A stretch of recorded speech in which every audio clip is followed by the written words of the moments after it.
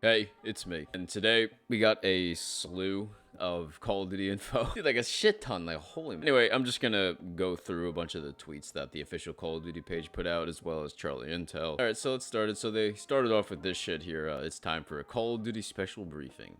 Corporate bullshit. So this is the big thing. This pretty much sums it up. This is the most important thing that they announced. COD 2022 is a sequel to Modern Warfare 2019, being designed by Infinity Ward, as well as a new Warzone experience. Modern Warfare 2022 is a thing, and Warzone 2 is a thing. That's essentially what you need to know. They have a new sandbox mode, which I guess is the Escape from Tarkov mode that was being leaked a little while back, something like that. Apparently a whole brand new engine is coming to both the new game and Warzone. I honestly thought the Modern Warfare 2019 engine was just fine, but it did have its issues here and there. It had some quality of life changes that's coming to the current iteration of Warzone. They had some things about FOV slider, which I know for console players it's a big thing. And they pretty much just said here that FOV slider on console impacts the game way too much negatively, so they don't plan on bringing it to this iteration of Warzone. Cool that they're being transparent. It sucks for console players that it's not going to happen, but you know, I kind of see where they're coming from. And then they just had a general statement revolving around just, you know, feedback updates, they see shit or whatever. The big thing that I was really shocked by from the call that they had, they were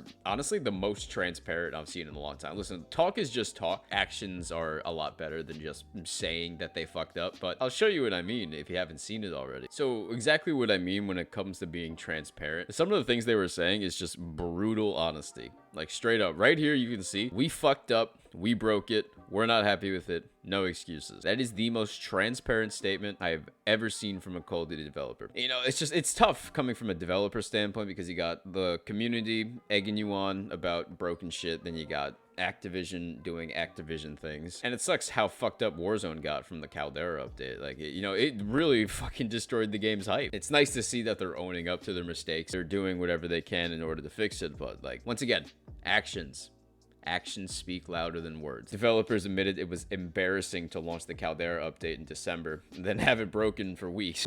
Try fucking months. They also revealed some pretty interesting things when it comes to Warzone. Like, they essentially said Warzone was only intended to be an extension of Modern Warfare, and saying that the game became bloated and hard to fix, causing a lot of issues. And it makes sense. The game really did start to deteriorate right around the Cold War integration. I know they had a lot of issues balancing weapons when Cold War was first integrated, and everyone remembers the DMR, AUG, and the FFAR, how busted they were for just so long. Also, here's the thing for you guys who are still actively playing Modern Warfare. Raven also confirmed Season 2 update should fix issues accessing Modern Warfare MP. Thanks. You know, the game was really fucking broken for months and months, but hey, you know what? There you go. Hopefully that actually does something.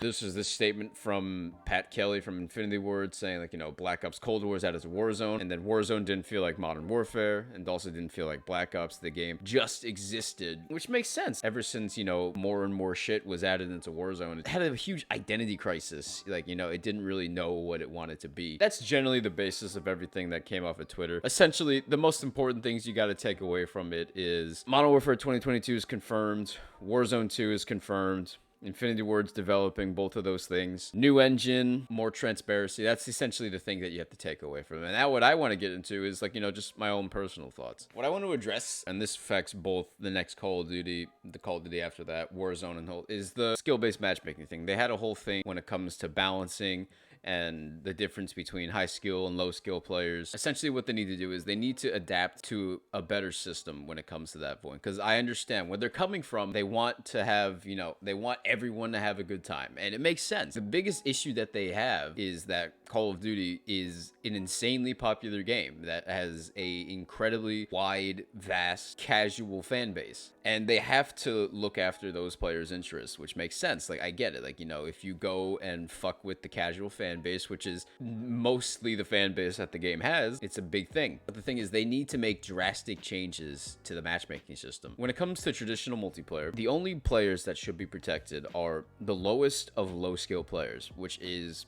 sub 0.5 KD and below. Everyone else, it needs to prioritize connection. That is just the basis of it. Having this insanely strict skill-based matchmaking system just does not make the game fun. The game is overly sweaty, overly competitive, and it stays like that for a long period of time throughout the day. And what makes it even worse is that connection will be bad. The game will force you into lobbies where your connection isn't all that great, just so it can pair you up with players of equal skill level. And it made this whole toxic exhausting experience where, you know, you have to be on the top of your game at all times. And that should never be the case, especially if you're making, you know, a casual shooter. Call of Duty, the whole foundation is it's built casual arcade shooter that almost anyone can pick up and play. That is the whole philosophy that Call of Duty had when it originally came out. It needs to go back and adopt that style of matchmaking. I understand that skill-based matchmaking has always been a thing in Call of Duty, but it's never been as egregious as it is now. I feel like I'm an above average player. You know, I'm always forced into these lobbies with players around my skill level. And when I say that, I don't want to just stomp on noobs all day. I just want to have a interesting gameplay experience. That's what I want. I want lobbies where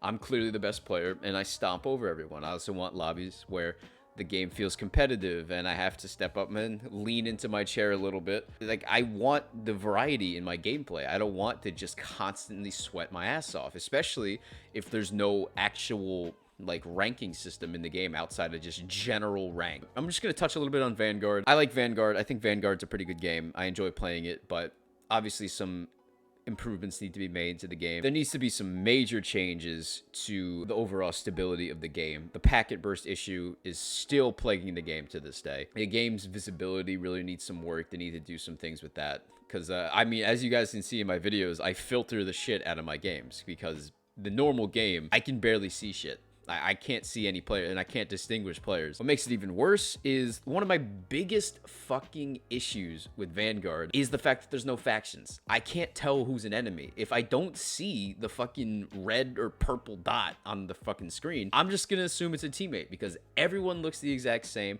Everyone uses the exact same operator, same skin, and it just makes it fucking confusing.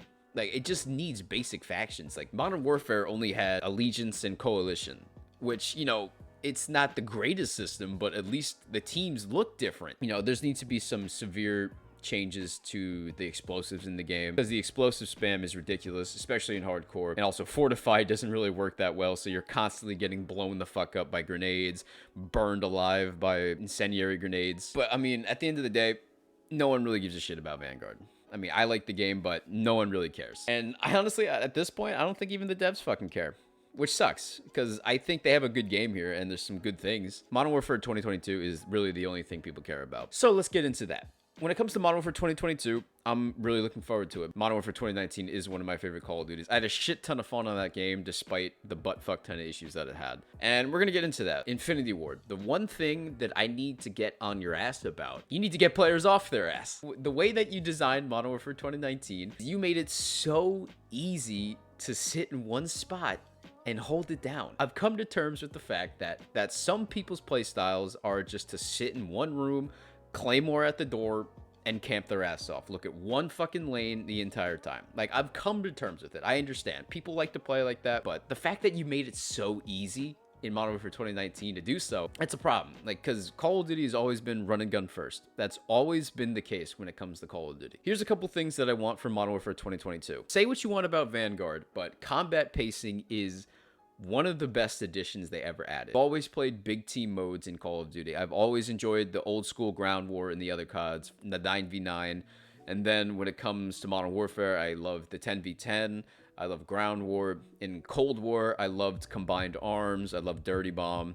I loved all those modes. I just loved the bigger team modes in Call of Duty. And having the combat pacing is a great change of pace. And the thing about combat pacing is it makes the maps a lot better. Because, for example, in Modern Warfare 2019, I feel like a lot of those maps would have been a lot more well received if there were just simply more fucking players on the map. And they even proved their own point in that game. Like, Ania Palace, for example. That map was fucking dog shit in 10v10. But when you put it in 24v24 ground war, it's the best ground war map. All you need is just more players. If you want to make maps like you did in Modern Warfare 2019, just put more players on the fucking map. So please just bring back combat pacing. I want to see some changes made to the kill streak system. What I would do is I would make the game have the point streak system that was in Modern Warfare 3 and Ghosts. Because with that kind of system in place, both kills and objective play are equally rewarded. Also, please bring back specialists. Having a specialist is a great addition. It's always going to be well received no matter what, even if you don't use it. Just having the option there is great, especially for someone like me who enjoys going on long streaks, getting nukes. Like, having specialist made that whole thing way more satisfying and a lot easier. There's really no disadvantage to having specialist in the game, so please, can we have specialist? Anyone from Sledgehammer ever stumbles across this video, can you please put specialist in Vanguard? I don't know why it's not there in the first place. It was in fucking World War II. Why isn't it in Vanguard? Like, come on, man. Like fucking work with me here. Work. Now, the biggest thing for me is, you know, just overall progression. One of the biggest things that I did not like about Modern Warfare 2019 was the seasonal ranks with the battle pass, because you would only go up to 155.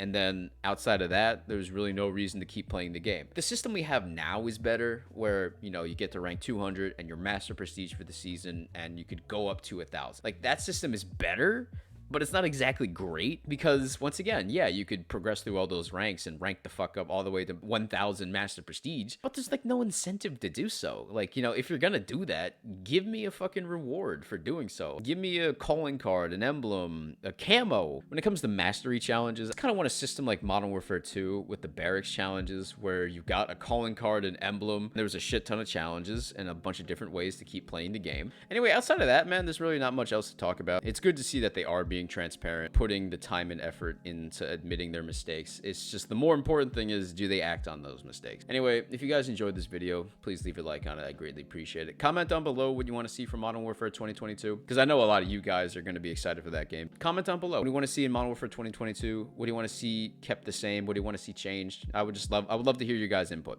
If you're new around the channel, please subscribe. I would greatly appreciate that. I post mostly Call of Duty content, other games mixed in here and there. So if you enjoyed this video, want to see more videos, I would greatly appreciate you hitting that subscribe button. Anyway, yep, that's pretty much it, guys. Take care.